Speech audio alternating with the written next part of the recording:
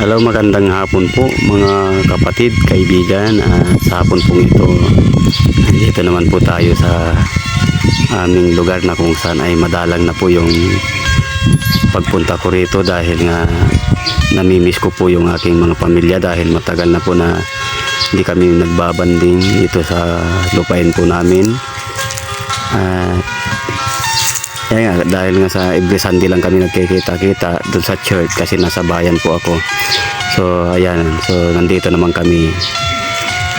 So nakakamiss din na makasama po sila. So itong mga area na ito naman din po yung area ng aking mga kapatid dahil kami po bawat mga kakapatid din ay may kanya-kanya mga area o pinagtayuan ng bahay. So tignan natin yung pinapatayo nilang piggery. Ayan ang aking kapatid. Ito po yung mga alaga siya, mga panabong. Ayan, yung mamangkin ko. Ito yung may mga alaga sila, mga kalabaw. Ayan. Okay, ganito po sa probinsya, basta sipag ka lang madiskarte kang mag-alaga. Ayan. Ayan po yung panganay namin lalaki, siya yung pangalawa sa buong kapatid namin. Panganay namin babae na sa babae. Ito po yung kanyang mga So ito po mayroon silang ginawang tawag niyan. Ito po yung paglalagyan nila yung mga baboy. Ayan. Okay. Ayan po. Okay. Ayan, tignan natin yung mga alaga nila dito sa piggery, mga kapatid. So ayan po yung kanyang baboy ng aking kuya, lalaki. Ayan. Ito po yung ginawa nilang nakapigiri po nila. Ayan. Lalaki mga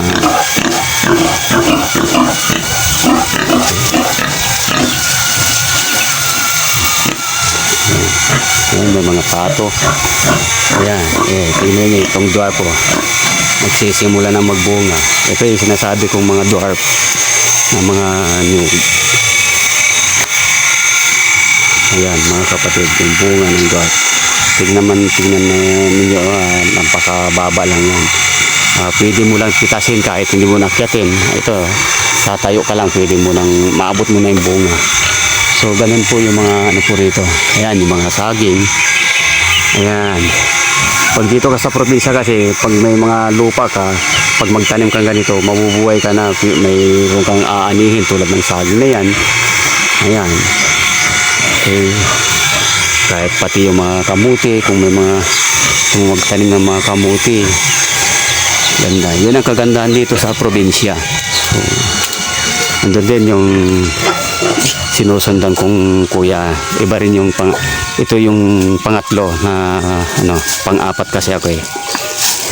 Ayan, so, ito naman din po, ayan, pangatlo, yan yung kuya ko, akong sunod sa kanya. Ayan.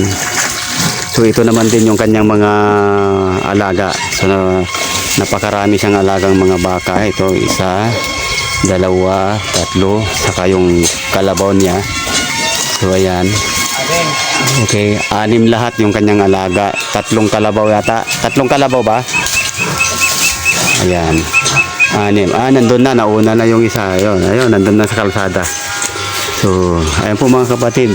So ito po yung mga nyog. Ito po yung mga compound namin po sa pamilya namin, pamilya Arquero. So malawak ito. Ayan. So ayan, so inaano nila dahil para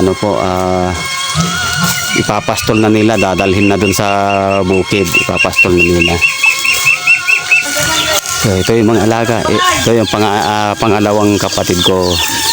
Ito yung mga mahilig siya mag-alaga. Siya talaga yung magaling mag-alaga ng mga hayop. Tulad yan ng mga manok. Ayan. Okay. Saka mayroon pa rito. Ayan. Madali siya magparami ng mga manok. Ayan, ayun. Nagkalat lang yung kanyang manok. Saka yung mga pato, ayun. Ayan, so pinaliliguan yung kanilang kalabaw din. Ayan, yun yung kalabaw niya rin. Pinaliliguan nila. Yan yung pangalawang babae kasi yung panganay namin, siya yung pangalawa. Yung isa kanina, yung maraming baka rin doon. Yung pangatlo, tapos sunod ako pangapat. Yan yung kanilang talaga. So ito pa yung kanyang mga baboy, alaga. Ito yung bagong pinatayo nila ngayon na piggery, house piggery nila. So, ayan.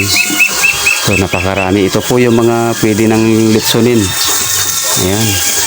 Ito yung masarap gawing litson. Okay. So, yan yung nagdodoyan po ron. Yun yung sinasabi yung anak po ng pamangkin ko yan. Anak po ng panganay namin. Ang ate namin. Yung panganay namin kapatid. Ayan. So, nandito rin siya. Dito siya nanunuluyan dahil nga taga-bayan din sila. Magkakapit-bahay kami doon sa bayan. So, nandito siya ngayon sa baryo namin sa bukid dahil may sinasaka rin sila rito. Kaya siya yung nagmamanage din itong pamangkin kong. Okay. Kita nyo naman yung mga papaya. Ayun, may hinog. Ayan o. Ayan, dito kasi sa amin, kung sa ibang lugar pa kasi ito binibili, mahalaga yung papaya. Dito kasi parang hindi magugwantahan po yung mga pamangkin ko na magkain ng mga ganito kasi maraming mga prutas kasi dito. Okay. Saka ito pa yung mga dwarf din na mga nyug. Ayan o. Tingnan nyo, napakababa lang. Ayan yung mula doon sa lupa. Ayan. Kung gusto mo magpitas, ayan. Kukuha mo lang, abot mo lang. Kung gusto mo uminom ng buko, dito libre lang. Ayan, gusto mong uminom ng buko, pipitas ka lang, aabutin lang ng kamay mo, maabot mo na. Ganito yan sa lugar namin. So napakarami.